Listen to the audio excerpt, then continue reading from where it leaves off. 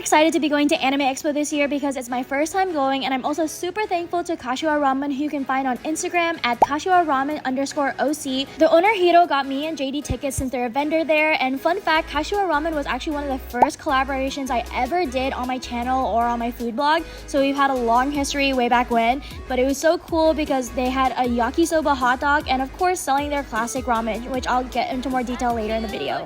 Honestly, just walking in here, there's so much to see, and I felt like JD and I were getting pretty overstimulated because it was definitely crowded when we walked in. And of course, we had to walk into Artist Alley first because they said that's the one that's really packed and that was going to close sooner.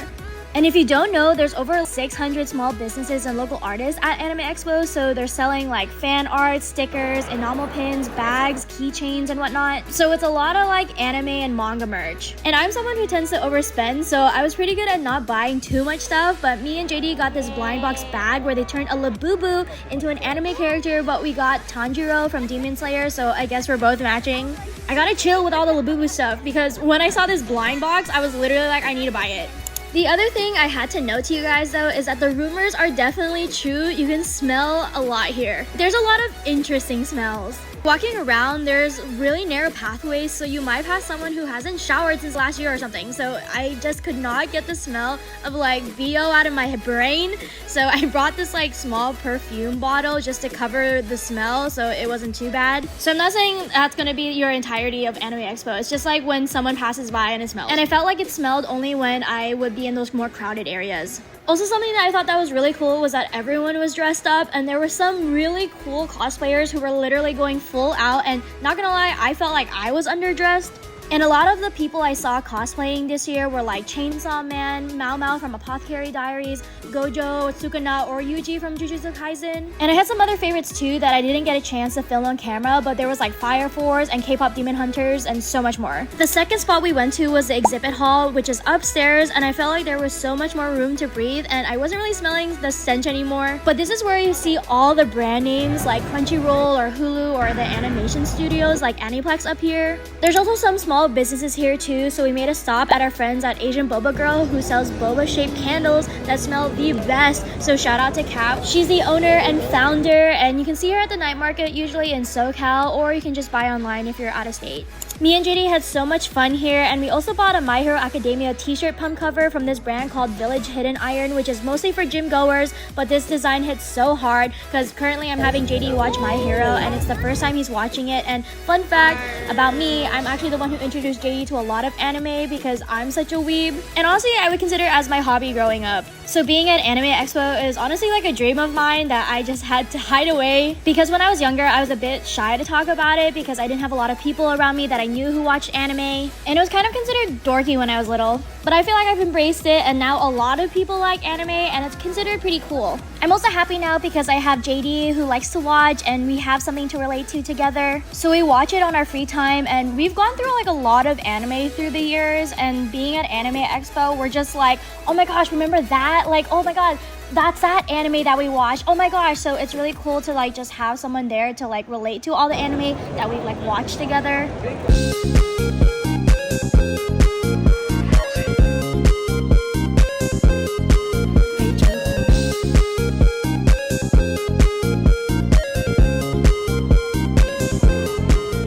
So after checking out the South Hall, we made a stop at Anime Expo Crossing, and this is outside of the Anime Expo where the food is at. This is supposed to be copying Shibuya Crossing in Tokyo, so that was really cool to see all the vendors. And of course we made a stop at our friends at Kashiwa Ramen, but we also had some delicious eats like yakitori from Hondaya, kakigori from Kurumoto Savory, lemonade from Shibuya X, and takoyaki from Takoyaki Yama-chan. All of it was super good and definitely authentic, and usually they stick with the same vendors every year at Anime Expo, so make sure to check them out next time.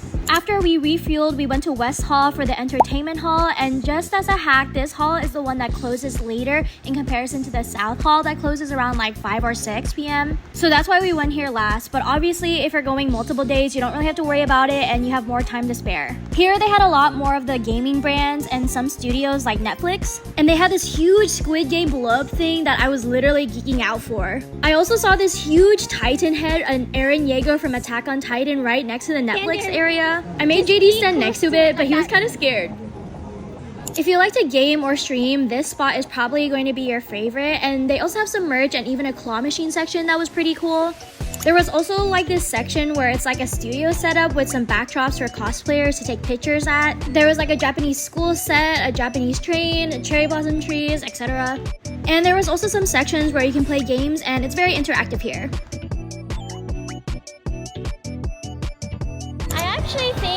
I think we've seen everything. We just finished walking around Anime Expo for Saturday. What were your final thoughts?